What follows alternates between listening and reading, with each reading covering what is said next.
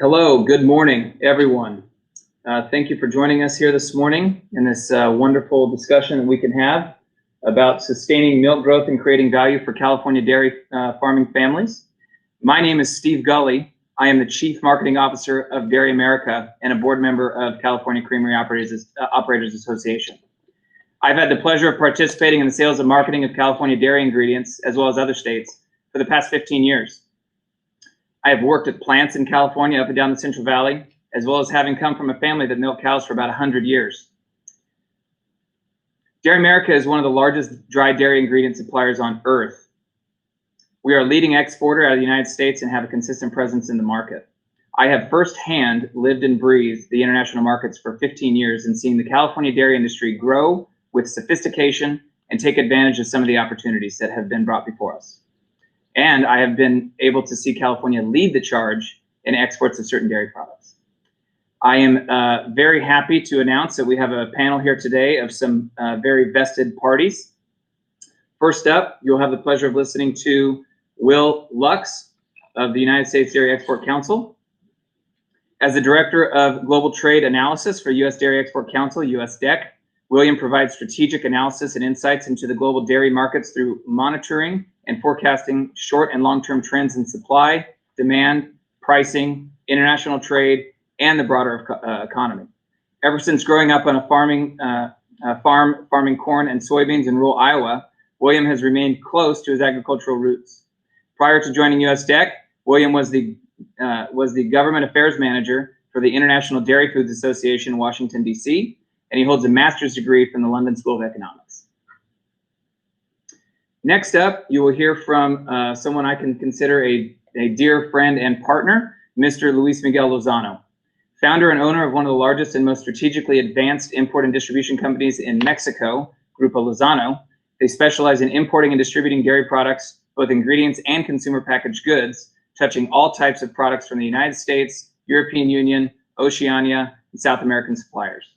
Grupo Lozano offers full supply chain support to their customers, importing, warehousing, trucking, financial tools, and legal support. Mr. Luis Miguel will give us a good understanding of our number one partner in terms of global dairy trade, Mexico, and help us understand our highlights and lowlights as we look to use Mexico as a positive test case to replicate across the world.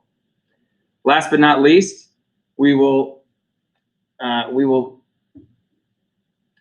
speak with Mr. Glenn Millar of the California Milk Advisory Board. Mr. Millar is a dairy industry veteran, bringing 25 years of leadership experience. Mr. Millar is currently the Director of International Business Development for the CMAB, and he manages a global team representing countries throughout Asia and Mexico, whose priority is to market and promote California dairy products. Mr. Millar also owns Red Rock Capital, a risk management firm that directly consults with a few dairy processors here in the Valley. Mr. Millar spent 6 years at Keller's Creamery as the Executive Vice President, and prior to his role at Keller's, Mr. Millar has also served leadership positions at Altadena Dairy, Stella Foods, and Safeway. So we do have quite a lineup here to discuss with you the importance of the California dairy industry, importance of the international markets to the California dairy industry. So to start, I'm just going to lead into the topic a little bit. As we all know, California milk production has been growing.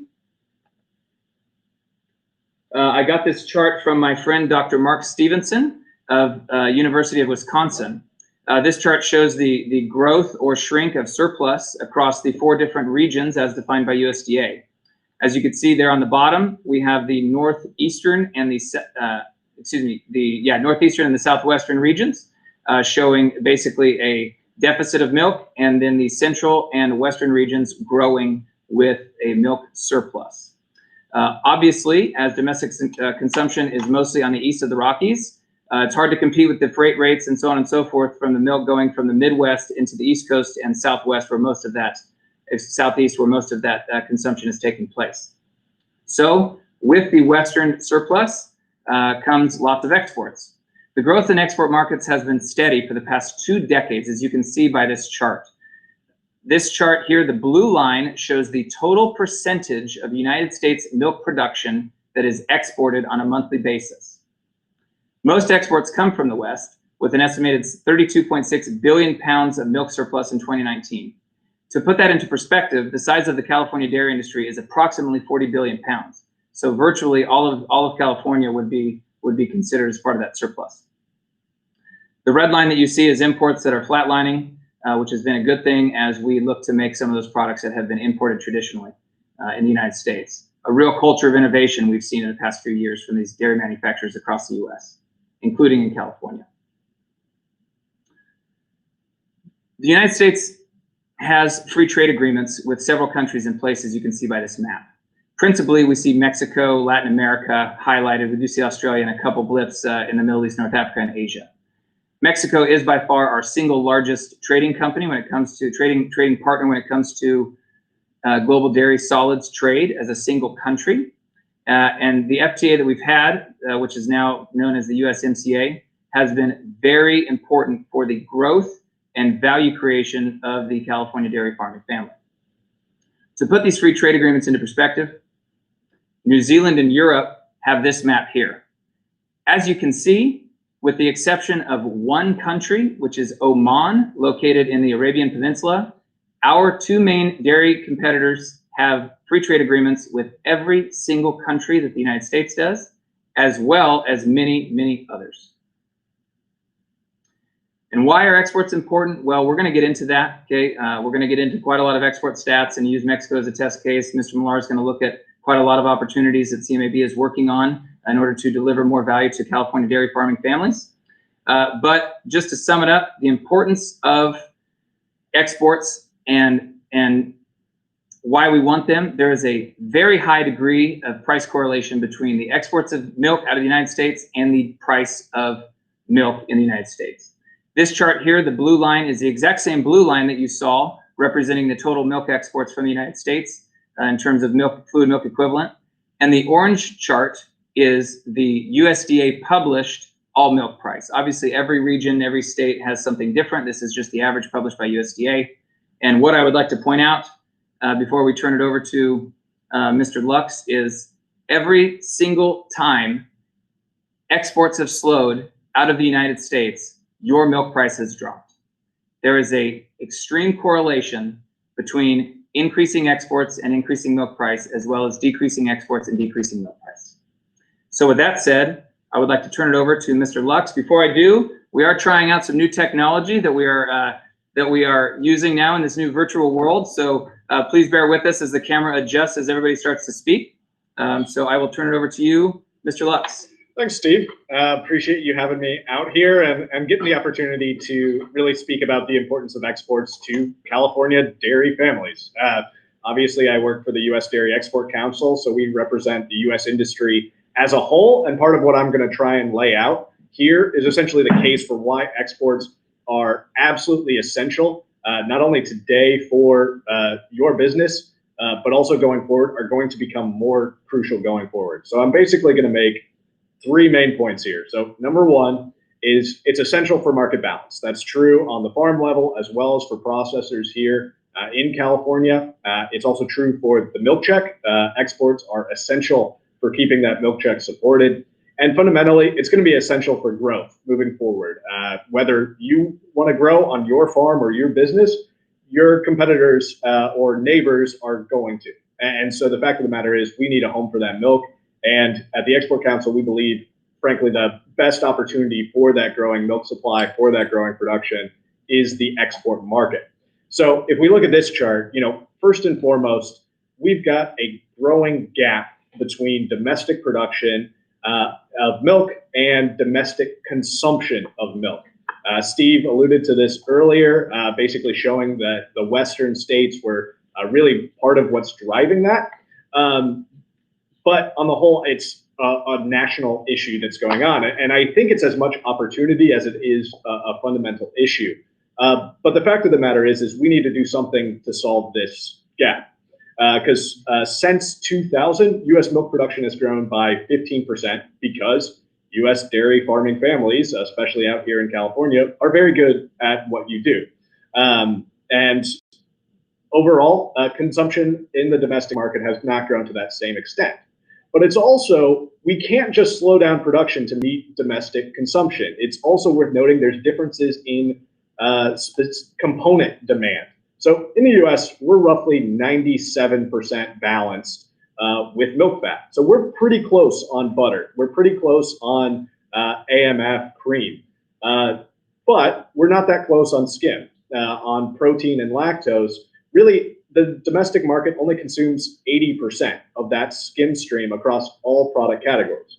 So what that means is we can't reduce production to meet that domestic consumption and just call it a day, because if we were to reduce it to that skim level, all of a sudden we have to cut US production by 20% and then import 20% of our milk fat needs. And I'm not really sure any dairy farmer families want to go about doing that. So the alternative then is to then export that 20% of skim as well as what we've got on milk fat usage overseas. And that's really where our opportunity here is. So that's why it's crucial for market balance. So if we go to the next slide here. Oh, wait 1 second. Yeah, the good news is we filled that gap. So Steve showed this already, that really we're growing the export volume overall. He was showing percent of production where we're exporting about 16% of US dairy production. But we're increasing that volume to meet that gap, because as production has grown, so has that gap, and we've moved more overseas. So we hit a record year in 2020. We had record months in March and April for total export volume. So we're in pretty good shape to continue growing that volume. But the fact of the matter is we need to keep doing it going forward. The opportunity in the export market is great moving forward for us to move the production, not just that we have extra of, but as a crucial demand market. We've seen it in Mexico. We've seen it in other markets around the world. It's not just a story about we have extra, let's move it overseas. These are consumers around the world who want dairy and want US dairy. So that's kind of the message that we are looking for in the global market, to be a consistent long-term supplier. So if we go to the next slide, it's especially true for California. So I mentioned 16% of total US milk solids go overseas. Thank you to Glenn Millar, who's speaking in a little bit, for supplying this graph. In California, it's double that. It's 34%, over a third in 2020 of California milk production went overseas. So just think about how crucial that is to your milk check going forward, because if we think about the milk check on the next slide, it's really built off of 4 major products. It's built off of non-fat dry milk, cheese, whey, and butter. And for each of those products, exports are crucial. We export 70% of the non-fat dry milk and skim milk powder that we make, and that goes overseas. So if you think about class 4, and you think for every cent that non-fat dry milk moves, class 4 moves 9 cents. And then you say, okay, if we didn't have exports, all of a sudden we've got 3 times the amount of non-fat dry milk sitting in warehouses here, not being able to find a market domestically, what that does to the class 4 price. It's the same story with dry whey, where you'd have double the amount of dry whey here in the United States if we weren't exporting it. And even in cheese, we only export, I say only, 6% of our production, but that still makes us the single largest cheese exporter in the world as a single country. And that's another 400,000 metric tons or so of cheese just in the United States if we're not exporting that. So all of those things then directly impact the milk check. And so the case I'm making here is essentially right now, today, we need exports. It's clear we have been exporting, we've had the success. But the case I want to make for tomorrow, it's a much better opportunity in that international market because we've seen a lot of growth there. And it's a question of how we capture that growth and how that impacts dairy farming families. So if we go to the next slide, as we look towards tomorrow, I guess that's just a filler slide. So we'll go to the next one. 95% of the global population lives outside the US. Now, this wouldn't necessarily matter if that 95% didn't consume dairy, but they do. And in a lot of these importing markets, they also don't have the domestic production to meet that consumer demand. And so imports are absolutely crucial and are looking for safe, healthy, quality imported products. And the US is a key supplier of that market. Obviously, we have competitors that Steve mentioned, looking at Europe and New Zealand, and they've got advantages, namely those free trade agreements. But as we go forward, the US has a real opportunity here to capture that growth in the international market. So if we go to the next slide, we can see here, again, this is just reiterating the point. the international market, which is that blue line, this is all the dairy that is traded internationally in the world in a milk equivalent, milk solids equivalent. This is the opportunity that we're fighting for, that we're trying to get a share of. This isn't domestic production where we're competing with local farmers in Mexico, in China, in Southeast Asia. This is what's traded internationally by Europe, New Zealand, United States, et cetera. And that trade has grown at pretty much double the rate of what the U.S. domestic market has grown. So that's a much bigger prize that we've got, and it continues growing at that faster rate, which is why last year, 75% of the new milk, if you produced any more milk on your farm last year, 75% of that went to the export market. So more of that incremental milk growth is going to the export market than ever before, frankly. So as we look going forward too, where is that milk growth happening? So if we go to the next slide, we can see not only is the international market growing faster, it's also going to become bigger than the U.S. domestic market here in just a few short years, which you can see on the left graph. But as a percentage of global trade, you can see there's a number of diverse markets around the world that we can compete in. It's China, it's all the markets in Southeast Asia, it's the Middle East, Japan, Korea, Mexico, South America, you go on. And there's dairy demand around the world of these countries demanding products that the U.S. can and does make and sell in these markets. But if you look also at that graph, you see, we don't have trade agreements in Southeast Asia. We don't have trade agreements in most of the major markets in the Middle East. We don't have a trade agreement with China, and that's over half of global dairy imports. The markets that we do have are crucial, and we see that in Mexico as to how important that is, and it's why it's the largest single country export destination for U.S. dairy products. And so if we move closer with those with those free trade agreements, that can help us moving forward to grow our exports in the future and grow our volume and value that we're moving. So if we go to the next slide, the question is how do we go about doing this? It's not just about having the milk and just trying to having extra of a product and sending it overseas. We've got to make the right product for the market. And this is a rather confusing graph. Basically, what I want to show is what are the major products that are being traded internationally in a milk equivalent basis. So number one is skim milk powder, but the dashes indicate what the average value of those milk solids in that product are. You can see skim milk powder is roughly $3 per kilogram of milk solids. Whole milk powder a little bit above that, but those are the big movers of volume, and we absolutely need those products. And you can see lower protein whey products are there as well. That's quite a bit of volume. Cheese too, that's a much higher value product. Butterfat is too, lactose, and you go on. And yogurt, incredibly high value, but it doesn't move the needle much in terms of much volume. So yes, you could sell higher value product, but what does that necessarily mean moving forward? But there is an opportunity in each of these products for the U.S. to play. So if we go to the next slide, this is the same thing. So you still see those blue dashes, although I probably should have made those a bit bigger in a different color to make them clear. But on the whole, what you're seeing here is where does the U.S. have strength? We've got strength in skim milk powder. We've got strength in lower protein whey. We've got some strength in cheese and lactose and high protein wheys and kind of an other category of just much smaller HS codes, but that's not a lot of volume as I showed before on that other graph. And so what we're really moving a lot of right now tends to be lower priced products, and the Europeans and New Zealand, partly because of their systems of production, partly because of their free trade agreements, are moving some of these higher value products. So we have to be able to compete really across the diversity of products. We still need to be moving all those other products, but we also should be looking to expand there. But I think one of the most crucial things isn't even expanding our product portfolio necessarily. If we go to the next slide, and where I think we can really increase both farmer value and processor value, is if we look at the value of dairy products being exported across all the major products, comparing the United States to our competitors, we are in 6 out of the 8 major products, we are the lowest priced supplier in the world. And that has to do with free trade agreements. That has to do at times with product specifications. That has to do with the fact that at times we're viewing it as selling surplus, not necessarily as building connections with those customers. We have to be involved on the ground, working with our customers, working with our partners in each of our dairy importing markets to try and raise that value. And as I mentioned earlier, you raise non-fat dry milk prices by a cent, you move class 4 by a cent.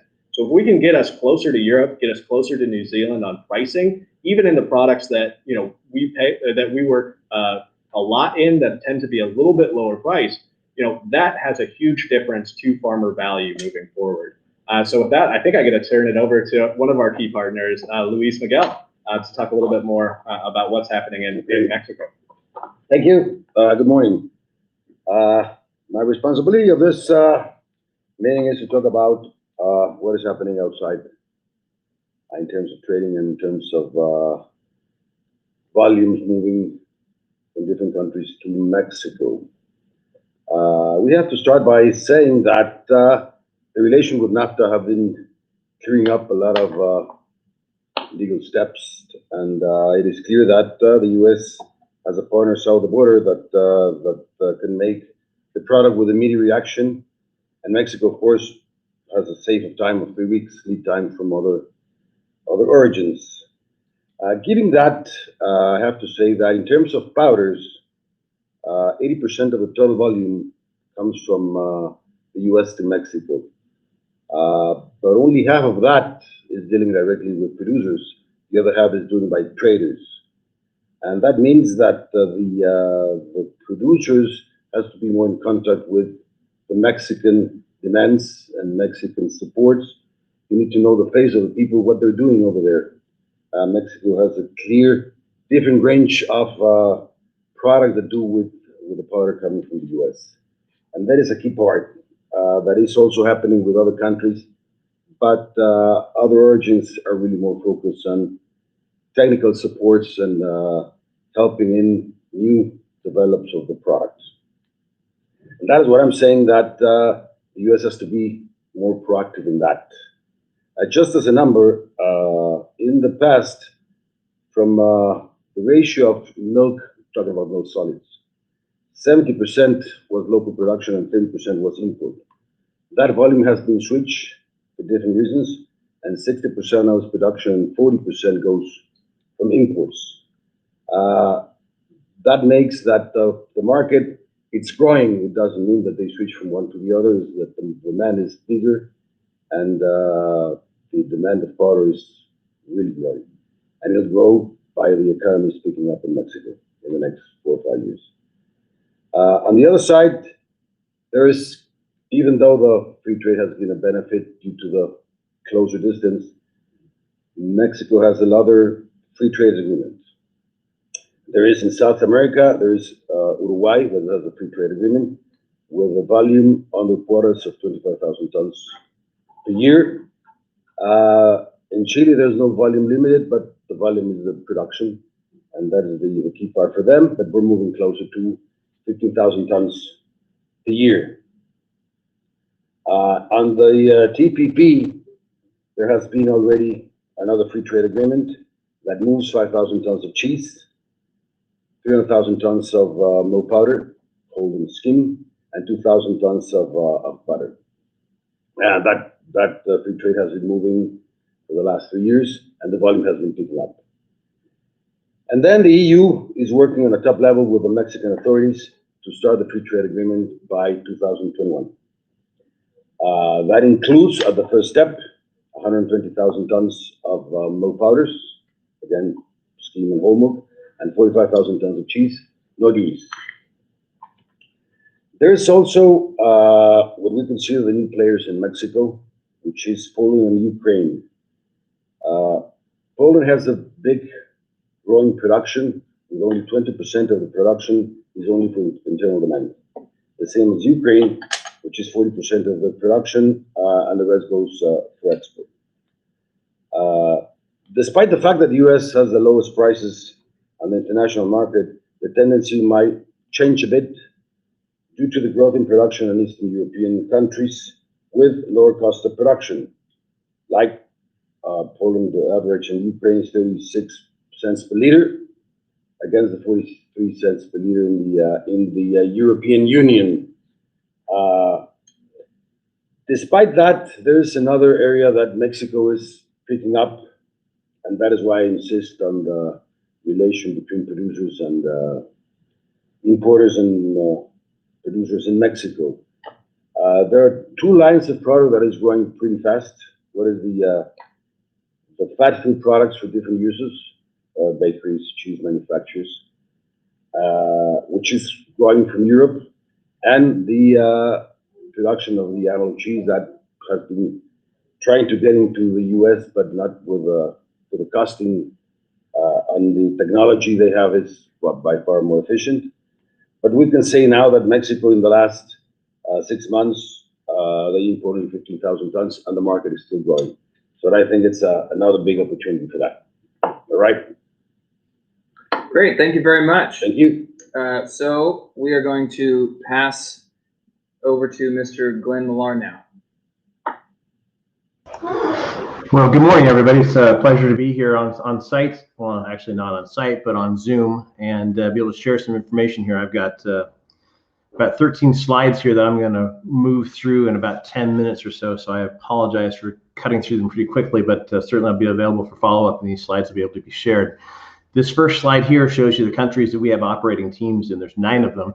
We expand a little bit into Central and South America. There's some countries like Chile, some countries south of Asia and Australia that have a lot of activity with California products, specifically Chile and Australia are really big on California dairy products, the California seal. So we do some work there, but we do have operating teams in these countries. Next slide, Will. I'm going to speak mainly today about extended shelf life milk, and for today I'm saying extended shelf life is anything that's not traditional HTST 20-day code. So anything that's 90 days to aseptically packaged. You can see that large dot in the middle of this slide here. That represents the scope of the market internationally. You're looking at a 5% value compounded annual growth rate for that very large category, and you see that big dot way to the right, and that's drinkable yogurt. And as Will said, you know, it's a really lucrative market, but it's pretty small. And fermented beverages are already pretty popular in Asia. They've been making them for a long, long time, but it is an opportunity for us. But as you can see, all these dairy categories, and of course the soy and soy drink category, which is not dairy, but all these categories have positive growth rates, which are significantly larger than what we'd see in the United States or California. So long term, our opportunity for additional milk and where it can be utilized is in these international markets. Next slide. I like this slide. I'm going to refer to the next, when I get to the next slide in a moment, I'm going to ask you to remember that dot there in the top right about 2 o'clock, Taiwan. These dots represent the population base in these different countries. And I just grabbed, you know, China is obviously the giant market everybody talks about, but Taiwan is just a tiny little country. It's about half the size, 2/3 the size of California, 24 million people. And you got California, 40 million people, but Southeast Asia is a big market. So you kind of get a piece of, you know, the ESL milk opportunity. And all these dots outside of California, every one of these dots, fluid consumption, milk consumption is growing at high single digit to double digit annually. Next slide.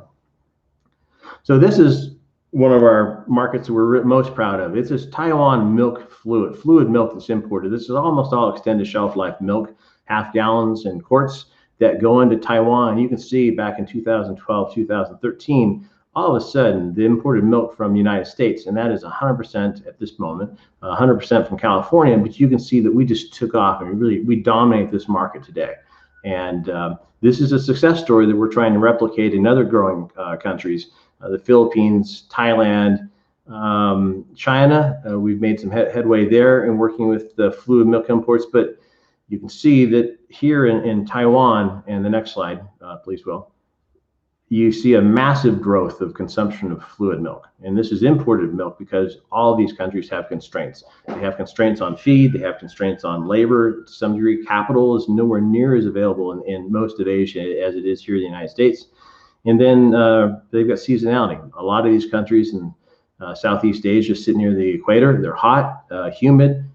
It's difficult for cows to produce effectively large economic volumes of milk. So all of the demand of fluid milk, whether it's going in for drinking milk or for cheeses that they might make in these countries or fermented beverages, the growth is going to come from external. It's going to come from exporting regions like the United States, ex-California mostly. So next slide. And this is a slide that catches a lot of people's eyes because it's a very, very large number. It's kind of hard to put your mind around 19 billion liters or 5 billion gallons. You know, China alone in 9 years now is going to be 4 billion gallons short of fluid milk. And while they're spending a lot of money and a lot of time to grow their farms and their milk production, they can't simply catch up to their population growth, much less their per capita consumption. And that's really the driver, it's the per capita consumption. What happens with China's now unlimited child policy, you know, the two-child policy really that was implemented a few years back didn't have a noticeable impact in terms of raising the birth rate in China. So whether or not that grows, we don't know, but we do know that their consumption per capita continues to grow far faster than they can produce, which makes it a great opportunity for us. Go ahead, next slide. This slide shows you that the top 15 countries by milk deficit, and we highlighted in yellow the countries that have really large deficits.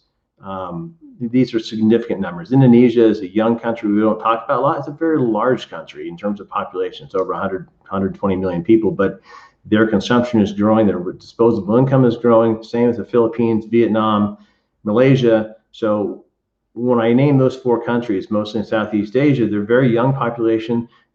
Their per capita consumption is growing dramatically. They have access to the internet, they have access to YouTube and their own videos, their own online influencers. So they have the ability to see Western society. They have the ability to see the things that we like and we enjoy, and they try and emulate us. And that happens in all activities, much less just food and fluid milk consumption. And that slide there on the right just gives you an idea of the relative cost of milk in China. That's the Costco, which is typically the cost leader. And anywhere they operate in the world, they're almost always the cost leader. And they're selling local milk at $7.70 a gallon. Their cost to produce milk is in excess of 32 gallons, $30 to $32 per hundredweight relative to what we produce here in the United States. So even with significant tariffs, which bounce around, and transportation costs, we have fairly significant opportunities cost-wise and margin-wise to export products to China and all of these countries on the left side of the slide. We just need that the right product mix. Next slide.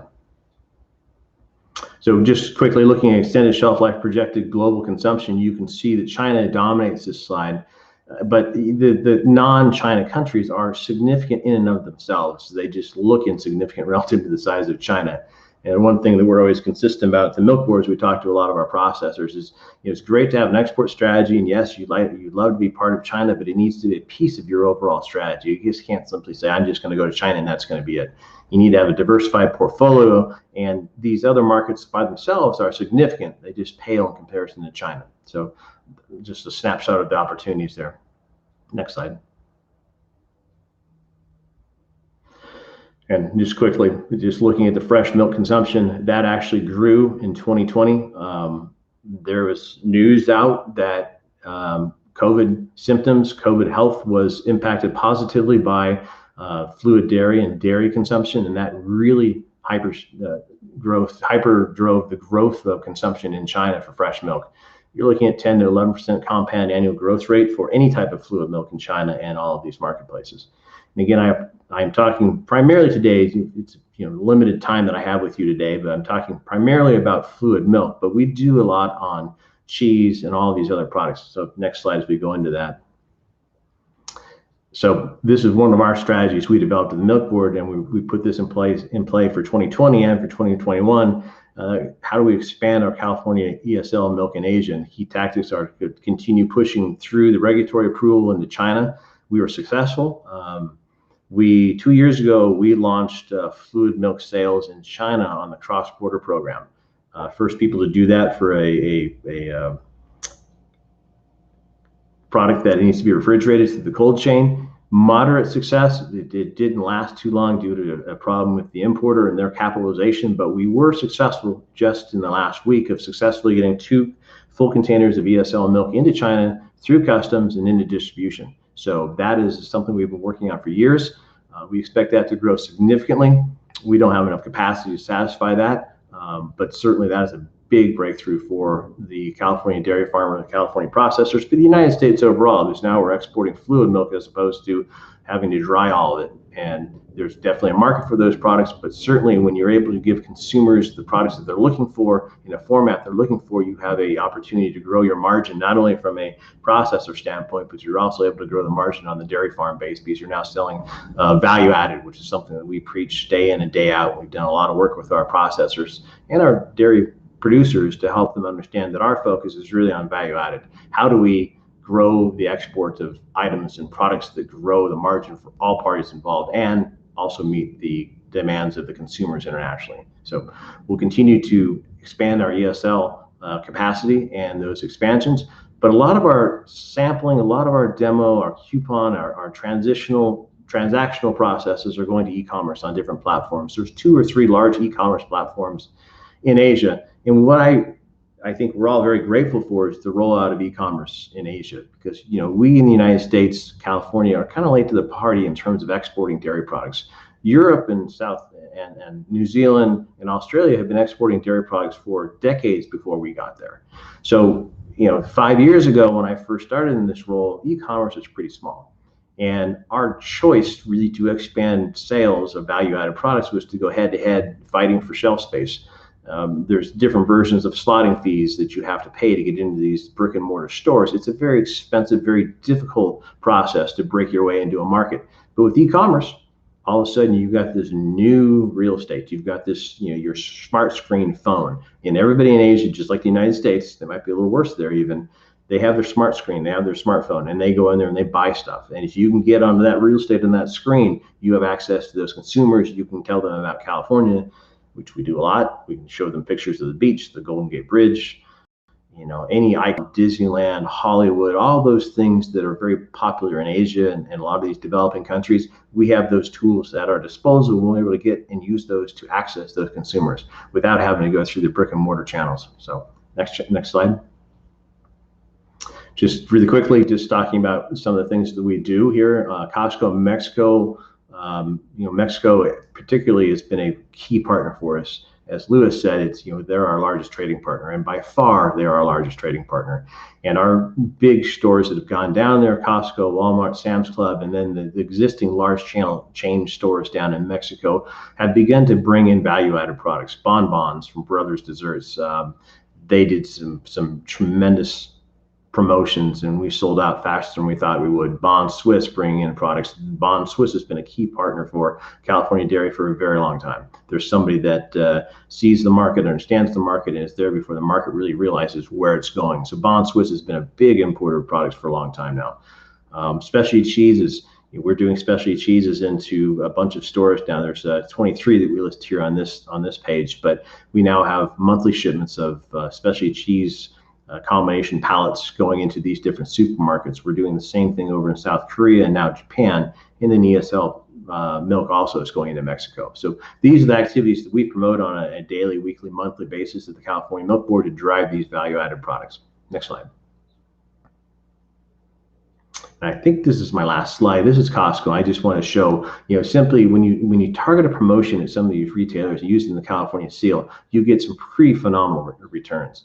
So we spent $42,000 for a 4-week promotion here in Costco, and we drove about 130% increase in sales on these cheeses. And we do that with signs, in the cooler space above the pizzas. We do it in the deli. We do it in various spots. It's almost point of sale sort of promotion, spontaneous purchase, and the returns are just massive. In fact, we had to be a little careful about how we promote these so we don't sell out the product too quickly. So we're always tailoring those items. This is a physical promotion that we're doing, but we also do them online in a lot of these stores, and we're always looking for a return on investment. How do we spend our money? Okay, well, 40,000 gets you 370,000 in sales. That's 10 to 1. That's a pretty good return on investment from our perspective. But it's not just for that period of time. We're looking for this to be sticky. We want those promotional dollars to last long term, so that not only are you getting great sales bump during the promotion, but there's follow on after the promotion ends. So you can bring that back, on an irregular basis and continue to refresh that consumer so they buy when the promotion is not going. So with that, Will, I think I'm done, right? I think I chopped through that pretty quick. Yes, sir, you are done. Thank you very much for that, Glenn. You know, it's interesting as we sit here and listen to what's happening on a national level with USDEC and a partner, most strategic partner in Mexico, and even the local dollar share being spent with CMAB, the amount of opportunity that we have. You know, I do want to start off a couple of questions here during this open discussion. Please, everyone, feel free to submit your questions into the chat, and we will have the appropriate panelists or all of the panelists take a stab at answering them. I do want to start with you, Mr. Lux. I think there's one slide that stuck out pretty vividly there about the value of the U.S. dairy ingredients in comparison to our main competitors of Europe and New Zealand. I think it's very obvious that most of those are related to the disadvantages that we have with FTAs and the products that are being supplied out of New Zealand, Europe versus out of U.S. on a broad scale. So what does the U.S. need to do in order to close both of those gaps? How do we get more FTAs? How do we provide different products? Yeah, well, I'll start with the FTAs. That one is obviously, in some sense, out of the industry's hands. That's a government-to-government negotiation that entails so much more than just dairy.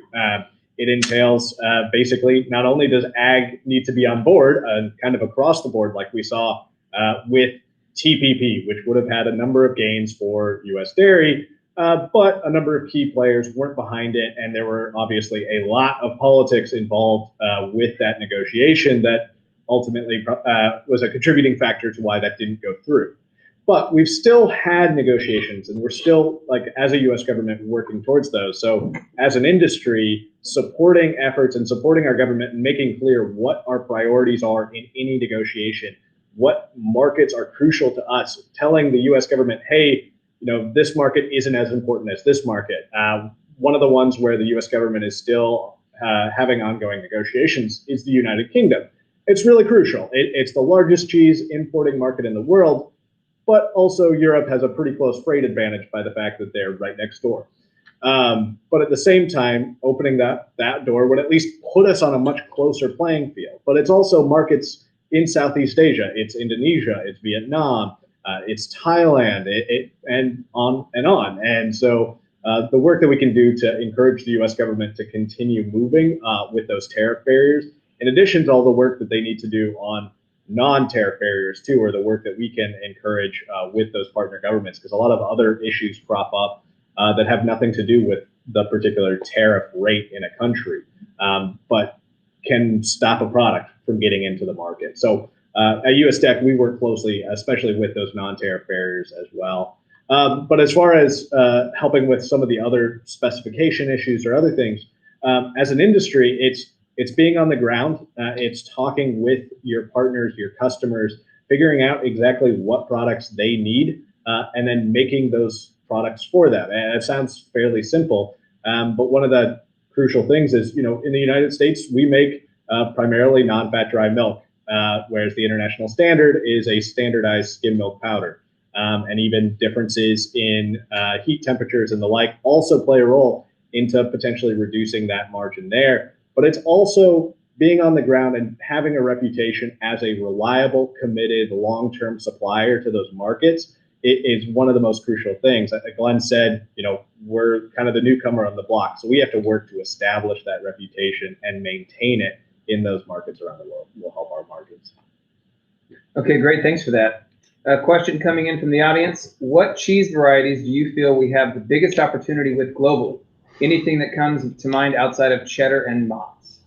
Well, you know, I mean, we look at pizza and hamburgers as our entry-level drug, so to speak. You know, they're easy to sell, they're in high demand, and even though they aren't culturally part of a lot of these different diets, that is the booming restaurant theme chain drive, is these pizza hamburger joints. So cheddar and mozzarella specifically are going to always be a piece of something that we're going to try and grow, a big piece of the market. That's the big volume. But Monterey Jack is really unique to the United States. It's our product. It's, you know, Europe can claim a lot of different types, but Monterey Jack is really something that is a high demand and is unique to the United States.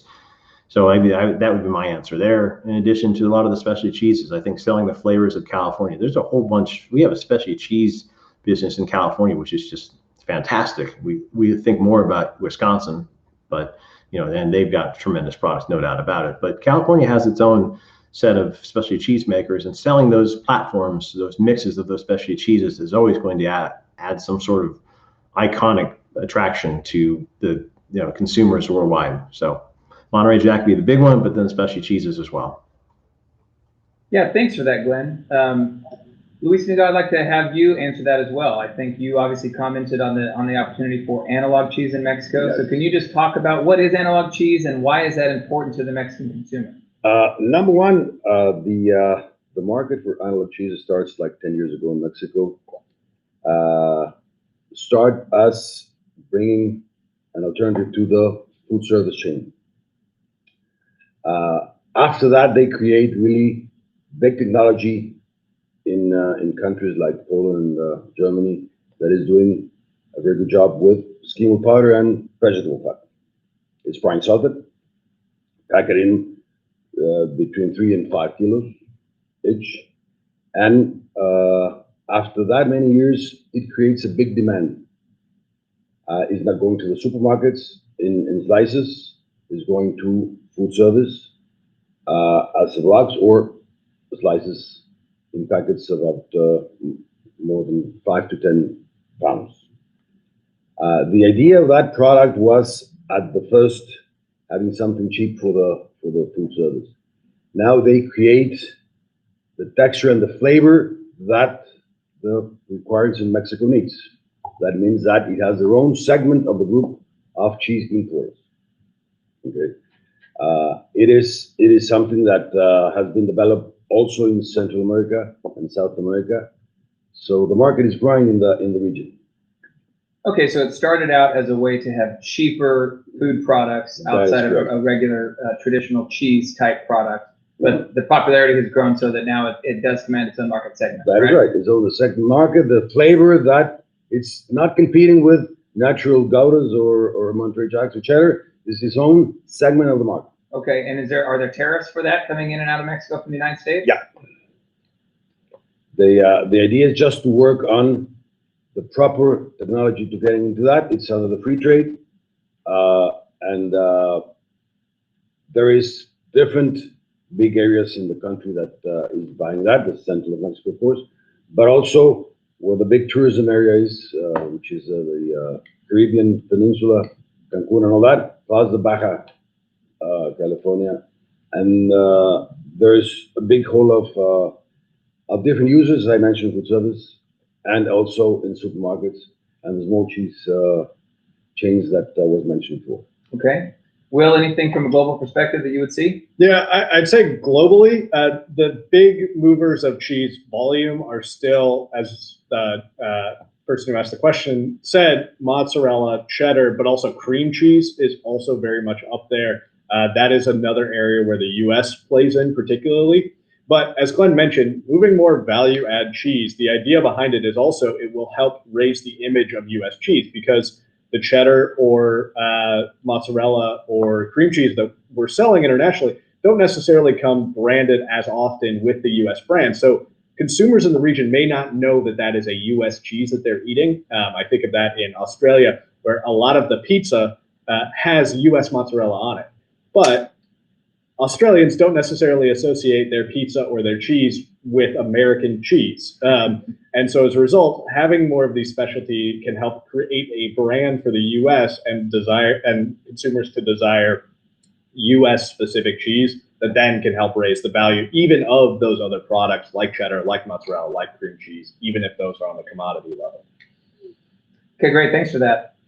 I do have a question for Glenn. Glenn, you presented quite a lot of really interesting statistics about the opportunity for ESL in specifically the Asian region. So obviously there are some ESL products that are leaving California going there now, but in order to really capitalize on that market, what do California farming families and processors need to do? Well, it's the same old story, I think, in all industries. You kind of have to produce what your consumers want. And I think the United States, we've been focused on domestic demand and domestic product requirements for a long time. International markets, they want fluid milk. There's a lot of consumers that want it, but we don't have the ability to get it there. We've got a very limited distribution geography that we can reach with traditional HTST pasteurization. So you're going to have to find ways to pasteurize and process and ship that will sustain that 30-day journey.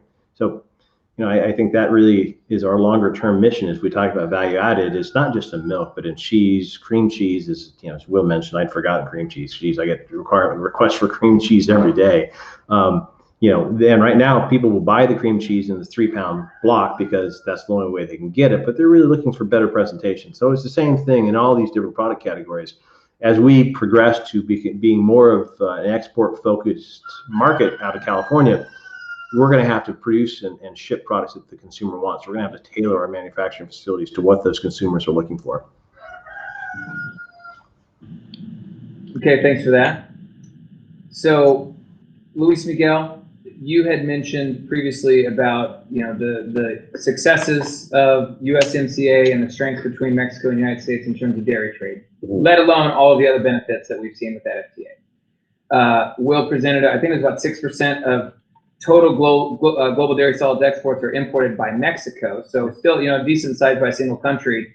There are lots of people going after FTA access with Mexico, correct? So we currently have FTAs in place from main competitors such as Europe, Uruguay, etc. So what is the time horizon when a lot of those dairy products come into effect? Well, the change will start by mentioning that all that support on the free trade that is given to Mexico, it is starting by the fact that competition will be more open, and that means that despite the fact that the U.S. is closer, there are more aggressive countries that really are anxious to participate in this market that you mentioned, 6%. And by doing that, they need free trade agreement. By doing that, they have to be very close to the people in Mexico in terms of technology, in terms of what they need. And that's been a long process now.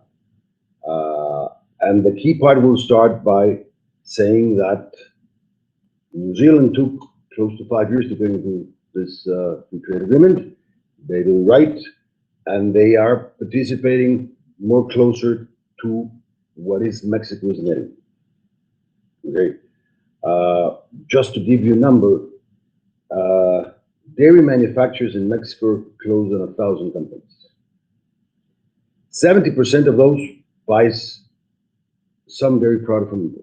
We're talking about in my presentation about milk powder. But we have to include whey, MPCs, WPCs, lactose, MPCs. There's a whole range of products. Of course, the size of each companies are quite different, of course.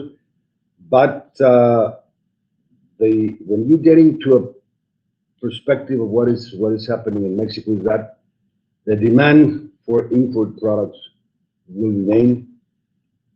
The necessity of using the fluid milk for UHTs and yogurts, it's there, and demand and the technology for using dairy products is by far growing. So this is a key part to understand that. You talk about 10 or 15 years ago, the process of buying products, it was always thinking about the US. There was no need to get into taxes and to get into shipping lines and all that. Now everything is more open, more free and easy. So there's really a range of suppliers that are focused in Mexico today. And they'll come after the European Union will sign the new contract. Okay. And those other competitors outside of the United States that are vying for that lucrative market of Mexico, what products are they principally going to be focused on to get into that market? Is it going to be analog cheese? Is it going to be milk powders? It's going to be milk powders. It's going to be cheese. It's going to be blends, especially for bakeries and yogurts, and analog cheese. I think that's the key part. Of course, there's some other high-tech products for Mexico as well, MPC 70s, 80s, and all that. But it's growing very slow. Today and for the next 5 years, this is the key product that will remain with high demands all over the country. Okay. So, Will, USDEC obviously has a global footprint. You have offices all over the world. Can you mention anything that's specific to U.S. dairy exports that you've looked at as a big win from USDEC recently in terms of helping grow, maybe that CDE in Singapore, so on and so forth? Yeah, I think the CDE in Singapore is a great example. As I put up on that second graph, or one of them, that essentially showed where all the demand is. And Glenn mentioned it in the growing milk deficits. Southeast Asia is one of the key markets that the U.S. needs to be engaged and focused on. Frankly, it's probably the most competitive global market in the world because the U.S., New Zealand, Australia, Europe, even Belarus, Uruguay all want to compete in it. It's an opportunity, it's a growing market, and it buys the products that the U.S. sells. But again, we've got a lot of competition there. And so part of what USDEC was doing with the Center for Dairy Excellence was really putting our footprint in the region. We already had an office in Singapore. We already had offices in the key markets. But this was expanding our footprint to really offer organizations, processors, traders, exporters from the U.S., our membership, to really be on the ground, being able to host buyers and customers in the region, have facilities for tastings, for using U.S. dairy products. How do you use it in a particular bakery product? What are cool ways that you can localize these dairy products for the local market in Southeast Asia, but using U.S. dairy ingredients? And that's been crucial.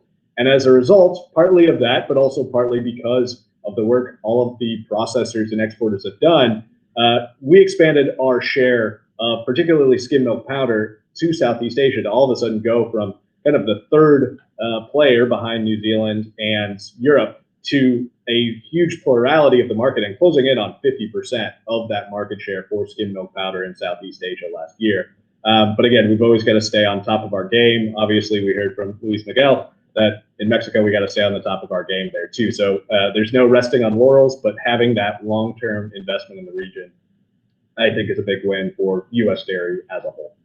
I really like the word choice that you use there about localizing the products, right? Because the products that we like and enjoy and consume here on a daily basis aren't necessarily the same products. Coming back to analog cheese or ESL versus a cold, gallon of milk in the refrigerator, etc. So we are running out of time. We do have another question from the audience. What are the current challenges in transporting exports? Definitely a hot topic. I think everybody's heard of the massive delays in shipping and the increased freight costs, whether that's in trucks or in ocean containers, etc. So given the fact that you're importing product from virtually every corner of the world, why don't you take this one? Yes, we have been seeing that. Well, number one, the closing on the ports and consumption during the COVID has bring the reduction of the shipping line. So containers were shut down. Then demand started pretty fast, especially in the Southeast Asia, in the Far East. And then they move all the containers, all the cargoes over there with a lot of congestions. We have on the other side to accept the fact that the port infrastructures in the U.S. are not the most efficient. So most of the containers are blocked in the system. You have to pay 2-3 times the freight as you used to pay before the COVID, and you have to say thank you to the shipping line just to get the availability of containers. Yeah. And trucks is the same. We're discussing this morning all the problems about truckings. And I believe that this scenario will remain at least for another 10-12 months to restructure the whole, let's say, arms of the shipping lines. Yeah. And then understand that on the other side, demand has been moving up in all commodities, manufactured products. So it's quite a challenge. I think that's a great way to sum it up. Quite a challenge. And unfortunately, I do agree with you that I believe it will be here for some time. So unfortunately, we are out of time. I do want to thank CCOA and all of our participants today. We do just want to leave you with a few concluding points. Dependence on export markets is here, and that dependence is growing. There is a direct positive correlation between exports and milk price. California dairy farming families have an opportunity to capitalize on a rapidly growing market that is hungry for dairy, and international markets want very specific products, and we need to be able to continue to innovate in order to meet those localized tastes. So that would be the end of our presentation. I do encourage you to stick around. The next one starts immediately following this, and it is regarding the ever-changing policies of California environmental and climate policies. Thank you very much.